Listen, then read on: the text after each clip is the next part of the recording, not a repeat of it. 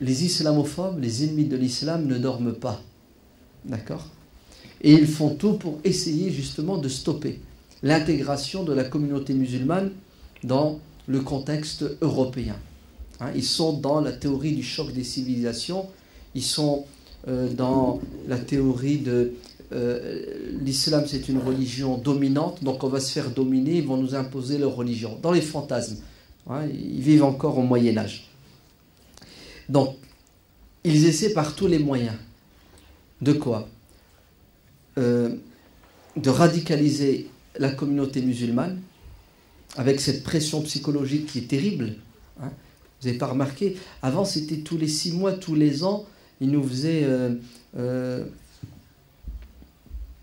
pendant 2-3 jours une pression médiatique. Et après, on avait le temps de retrouver ses esprits, de souffler. Maintenant, c'est toutes les semaines. Hein. C'est toutes les semaines, subhanallah. Et si vous penchez sur la littérature, c'est tous les jours. La pression, elle est terrible. Et qu'est-ce que ça a comme conséquence? Beaucoup de musulmans finissent par devenir... alors quoi? Regardez bien, hein, c'est terrible ce qui se passe. Des musulmans finissent par devenir égoïstes. Pour eux, l'islam, c'est pour les Arabes ou pour les musulmans. Les non-musulmans ne sont pas concernés par cette religion. Donc on se renferme, on vit même en autarcie spirituelle, intellectuelle.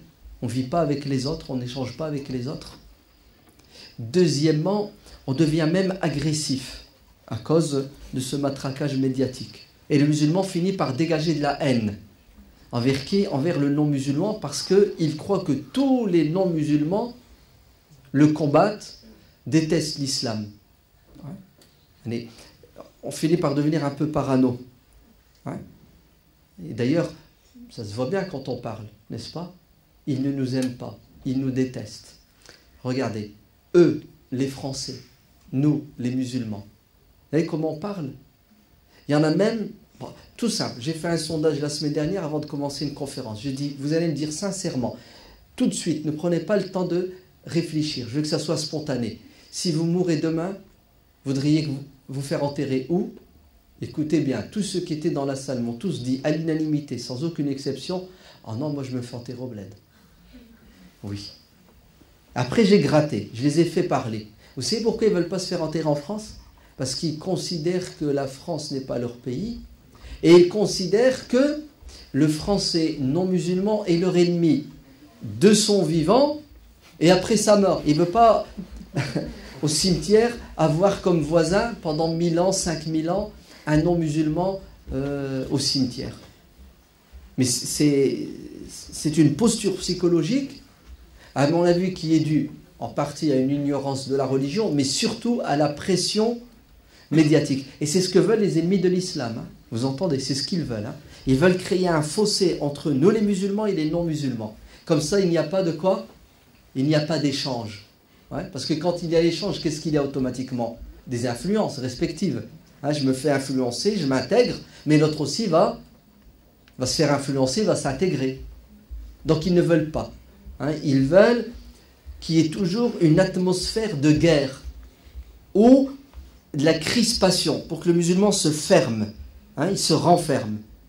Hein, et là, comme dit le prophète alayhi salam, le croyant qui a bien compris le Coran et qui le met en pratique ressemble à une bouteille de parfum ouverte.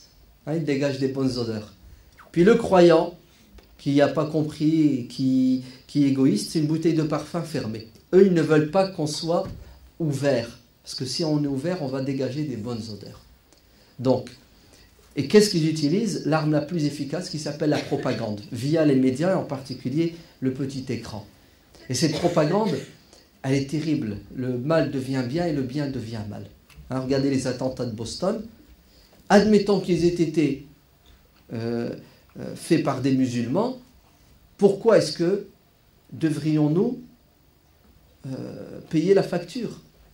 La responsabilité collective est interdite.